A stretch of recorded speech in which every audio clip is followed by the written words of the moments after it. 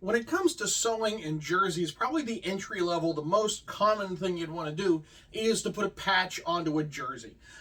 Patches elevate a jersey from that's what everyone has to something more unique, or it looks at one specific thing, or it's a memory, or in the case of this particular video, it tells a story. And so I'm going to be putting, I bought a Flyers jersey, which, unlike me, to be honest, though I probably own more than most Flyers fans at this point, but this one has a very specific purpose because, and it fell off when I picked it up, of this patch. This patch was worn following the bombings at the Boston Marathon. Very tragic event, and not something you'd normally, okay, let's go over, but I think memorials are important. I bought the patch for the fundraiser for the Pittsburgh synagogue shooting immediately, and that's on a jersey. But I think it's more interesting that this patch for Boston was worn by Philadelphia when the two teams played. Boston obviously had it on their jerseys, and Philadelphia had it on theirs. And there's a Pittsburgh one too, but I have to track that one down, a little tougher. So I went on the NHLpatches.info and looked into, okay, when did they wear this? And then you go to Hockey Reference, which has been far and away the best as of late for, okay, find the exact game played and the roster there. And then I found Jacob Voracek, in fact, did play that game, and I found this jersey on eBay for $25. So how can I pass up this opportunity to have an interesting story jersey that celebrates two cities? So this patch is what needs to go on. And when you do the research, you want to find as many reference photos as you can, which has shown me that it is roughly there, right? If you can find game-worn jerseys, if you can find game pictures, that's the, game-worn jerseys is the best place. You're going to find exactly what you're looking for, exactly what you're looking like here. But game pictures go as well. And really, I've been looking for this seam in the pictures, as well as wear on the logo. I also found that this patch actually should have a black outline, but I debated cutting that white off, but I don't know what that's going to do to the patch, and no one who isn't watching this video would ever have any idea that there shouldn't be a white outline on that, so we're going to keep going with this and treat it like a normal patch. The magic ingredient is this quick dry fabric fusion. You'll find it at Joann Fabrics or Marshall or Michael's, excuse me. And it works. I mean, if you're not sewing and you want to put something on and you're careful about it, this will work, especially if you're not putting it through a lot of stress. $8 or so a tube, and it goes a long way. You don't need much to put this down. So I am going to put on the fabric fusion and attach this patch so I can sew it.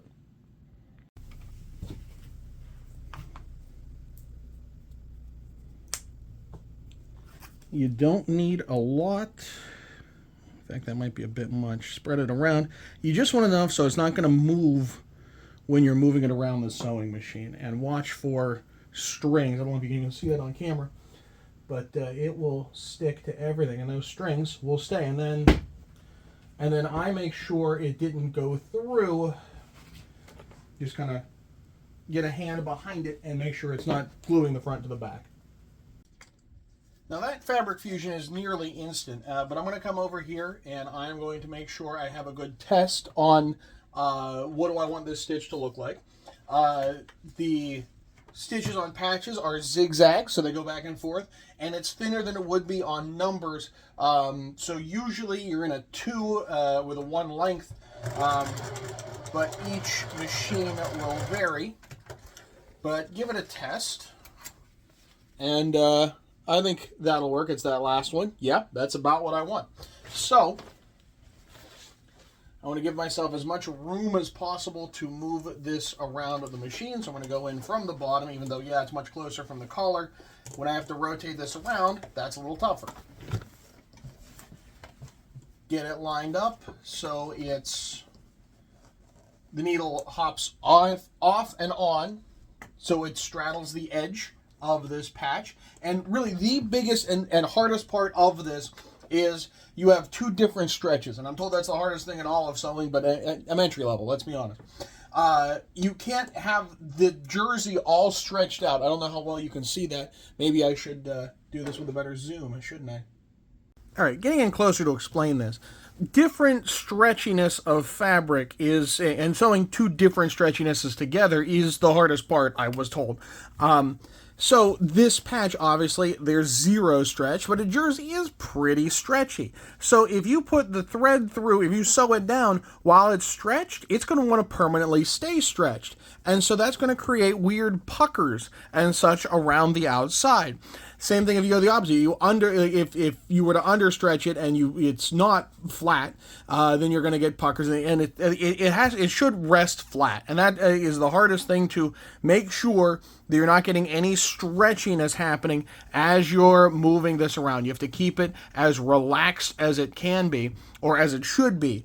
And different fabrics do different things. Reeboks stretch really well. Adidas, very middle of the road. CCM hasn't been a real problem. Fanatics was nuts.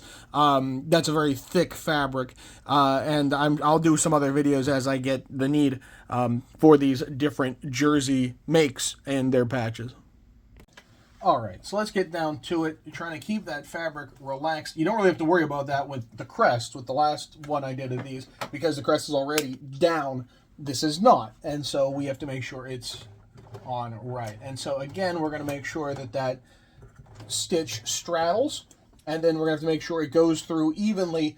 So you might have to push the patch a little bit, though your machine is going to try and pull it through. I mean, that's part of the job. But with the stretchinesses of the fabric and the thickness, especially with Fanatics, that can be a problem. So you want to try and move it along evenly while keeping the fabric from not stretching.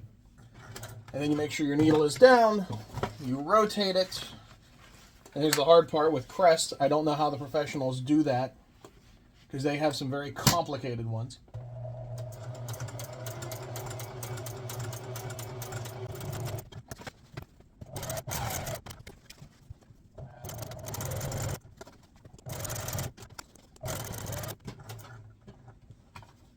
Now, there was a moment there where it jumped a bit, and I'm sure I wasn't straddling the whole time. No one's ever going to notice, and unless you're worried about lots of fraying, or if you're looking at, maybe if you're looking to sell it and someone's really trying to find something that's a problem, it's the only time it's ever going to be an issue. So while I could go through and seam rip and redo it, I don't think that's going to be remotely necessary. No one's ever going to notice. You'd be shocked. And how much the pros have these issues. Start paying attention to the ones you buy in store. It's shocking.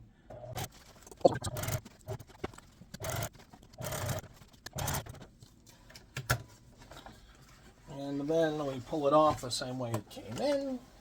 All right, so for the sake of transparency, you can see the littlest bit of stretch there. I wouldn't call that a pucker. That's not worth fixing. And where I said it slipped off, right there. Would you ever know that there isn't at the edge there? No. It's a very forgiving thing to do, and on the same color stitching. How would you know? And this is with high def and good zoom. You see those couple stitches? Those couple stitches that aren't right? Yeah, no one's going to notice that. So yeah, give it a shot. If you have a sewing machine, try some things first, practice a bit, and get on a jersey. Make them interesting. So there you have it. I mean, right? Makes for a much more interesting jersey. This now has a story to it. Maybe there'll even be an episode on this jersey. But that was 10 minutes of my time, a little bit of practice. You'd be shocked how quickly you can do it. Give it a shot. Try it. And I'll make a couple more tutorials like this just to try and get people more confident. And yeah, why not buy some patches, put them on, make your collection far more interesting. So for Ugly Thirds, this was a Loose Threads. I'm John for Shrims and Phil. Everyone have a good one.